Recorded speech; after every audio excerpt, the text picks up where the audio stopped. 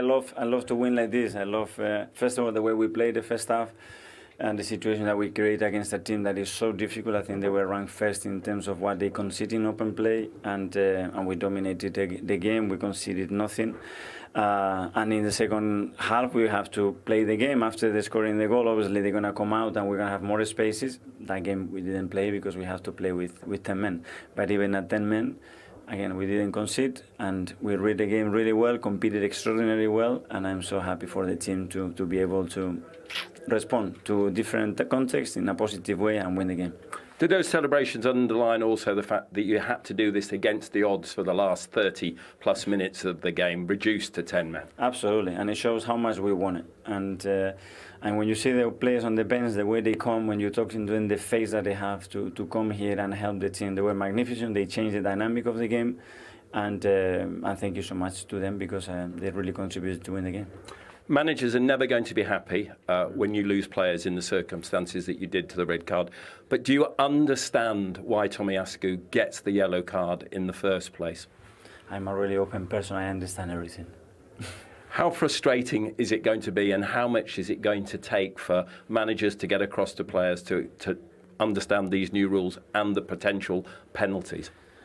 The new rules is one thing. The new rules that I don't know where they are, they haven't communicated, that's something very different. But we will adapt. Today we had to win it in this context, and we've done it. Do you think it's going to be difficult for referees to get consistency when it comes to time wasting? I don't know. That's something that they have to do. It's going to be very difficult for us. I guarantee you we have to play with 10 or maybe with 9 or with 8, because if depending where we put the standards and the level, we can maybe play that against it. It can be very entertaining.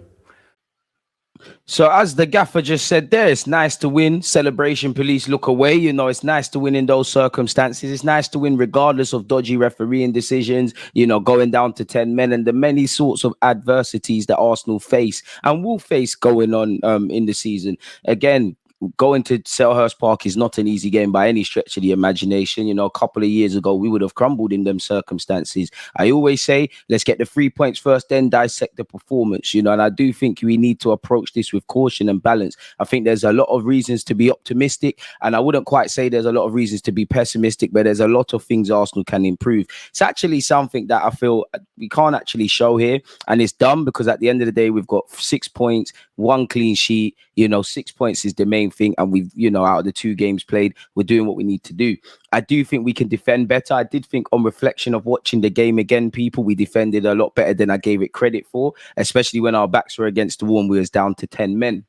And I think we controlled the game a lot. Of course, there's going to be nervy moments with the context of traveling away from home. I just feel we need to create and ultimately score more chances and test the goalies. I know, obviously, Eddie Nketiah and Saka against Nottingham Forest got the goals that were the difference, but it took a fantastic strike from Bukayo Saka, and it took Martinelli forcing the issue. And really, I like the fact that we take advantage of teams' mistakes. You look at the Forest game, again, Saliba's dispossessed Morgan Gibbs-White, where we've taken advantage of that, and Saka's rifled in a shot. Martinelli kept a corner alive, forgive me if I'm wrong, or a dead ball scenario, and Eddie Nketiah finished. And obviously, you know, Saka was fouled by AU. Quick thinking from Martinelli, which I do like. The quicker we're starting to think and do things a lot quicker. He saw Eddie Nketiah make the run. Clearly, that's something from the training ground. A man's been brought down in the box in Eddie Nketiah. The ref has a decision to make. He made the right one. Odegaard put the ball in the back of the net. So we scored 3 goals and we're able to capitalize on teams' mistakes. But I just feel we need to put teams under more pressure, under the cosh a lot more, and play the football and create the clear-cut chances we can do, because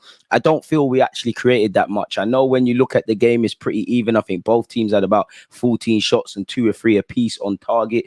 I think a lot of that is screwed by the sense of, you know, for about 20 odd minutes, we're down to 10 men. It was just a gladiators thing. We just had to get over the line.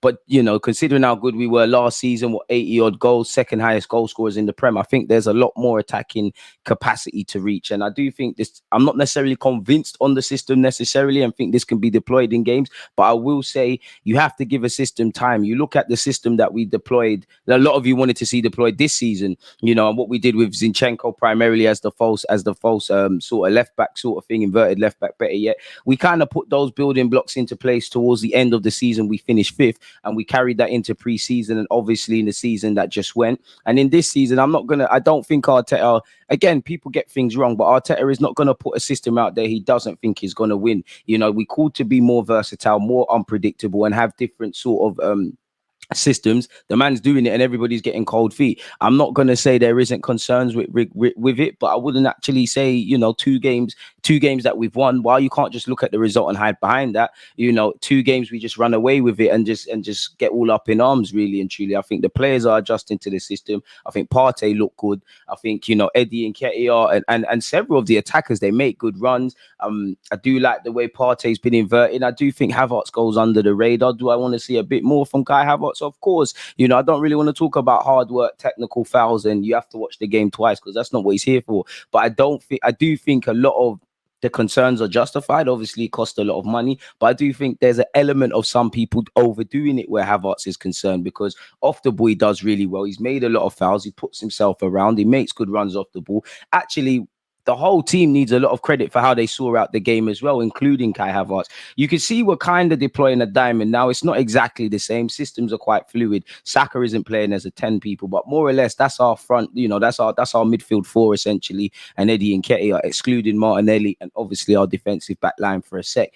In real time, it's probably something more along the lines of this, people, because Saka is probably, he does go in field a lot, but he's probably out of everybody one of the most fixated players in their position. As you know, Eddie and Nketiah will drop deep enough for runs. The Kai Havertz and Martinelli's will run in behind. But you probably more saw something along the lines of this. At times, it obviously becomes a back three with Partey stepping into midfield. Rice has the license to venture forward. Eddie might drop, and then obviously the deeper you can get Odegaard and Saka closer to your position's goal, the better. I did think where you look at Tomiyasu and Martinelli, people, obviously, a lot of the time when Tomiyasu's giving it to him, he's having to check backwards, really. Where with Martinelli, obviously you have to do that, but you kind of want Martinelli. If we put a fake Palace player here, yeah, you want Martinelli to get them balls in behind. You want him to be fed in behind so he can run in behind and obviously link up or have opportunities.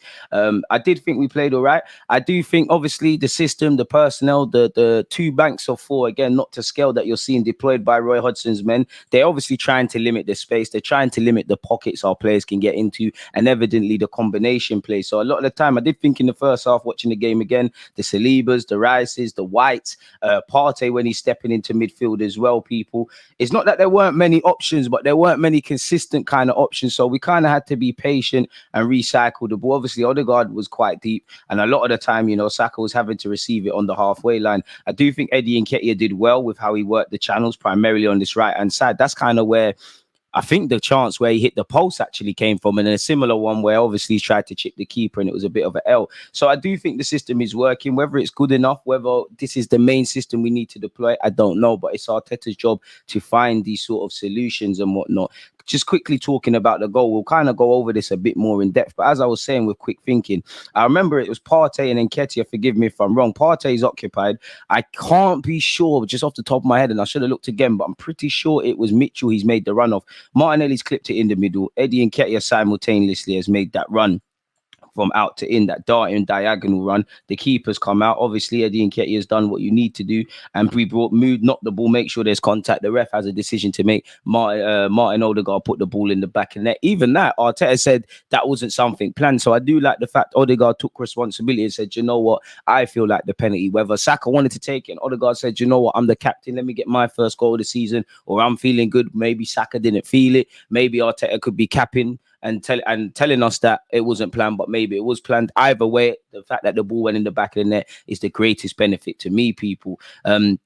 So, yeah, I do think there were several things we could have done better throughout the game. Of course, I think we, you know, obviously we can't be held accountable for the inconsistencies around Ayew not being given a second yellow. Tomiyasu, I do think Tomiyasu is a victim of us evidently time wasting, but a yellow card for that, and ultimately the second yellow for something Ayew got away for. Tomiyasu has to hold responsibility, because if you give the ref a decision, unfortunately, in terms of Arsenal tax, we're in issues there. But there's a lot of inconsistencies, but regardless of all of that, we got the job done and everybody mucked in. I did think, you know, when Jorginho, Gabriel in particular came off the bench, all the subs, I thought they added something. I think, you know, Havertz, when we was trying to see out the game, added something. I think Benjamin White deserves a lot of credit. Declan Rice and Saliba, Rolls Royces. I know even Tommy Asu's coming in for some criticism. I don't agree with it. I think Ramsdale didn't have much to do, but he deserved his clean sheet.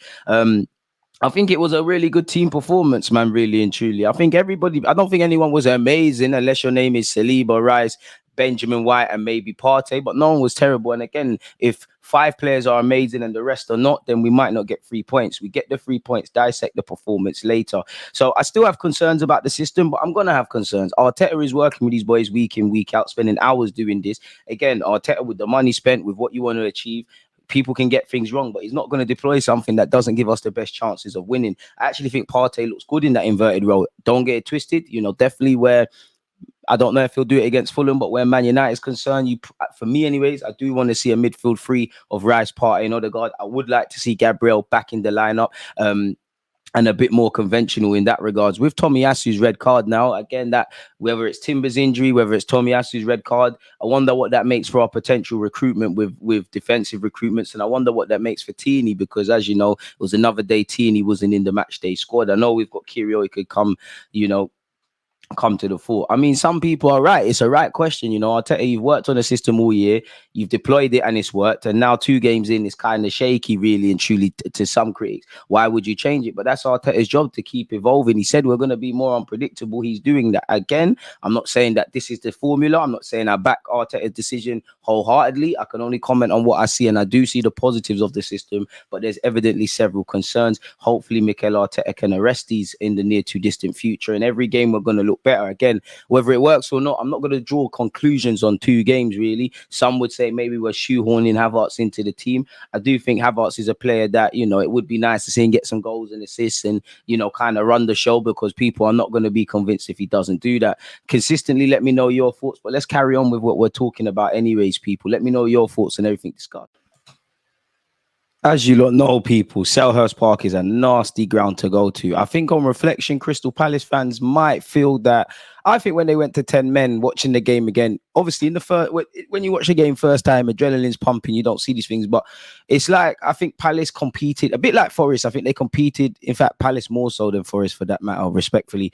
I think Crystal Palace competed in patches, but looking when watching the game again, it's like they took their foot off the gas per se when they went to 10 men. When we went to 10 men, apologies. I don't quite think that's the right way to put it, because they were a goal down. But I just look at maybe if they believed a bit more, maybe if they got more out of Ayew down that right-hand side in patches, it was a good battle against Tomiyasu. I think, you know, obviously they are missing injury. They need to bring in some players. Clearly they need a striker and a winger, or just some more attacking quality, because when they were, you know, Mitchell put in a decent cross in the second half, there was a couple of nervy moments as an Arsenal fan, and you're just thinking, if they are the clinical man, maybe they would have bagged, you know. Again, we've got Balogun, who's linked with Fulham, West Ham. He was linked with Spurs, and he's been linked with Chelsea. Again, I'd rather him go to Crystal Palace, you know, Ian Wright, Derby and that.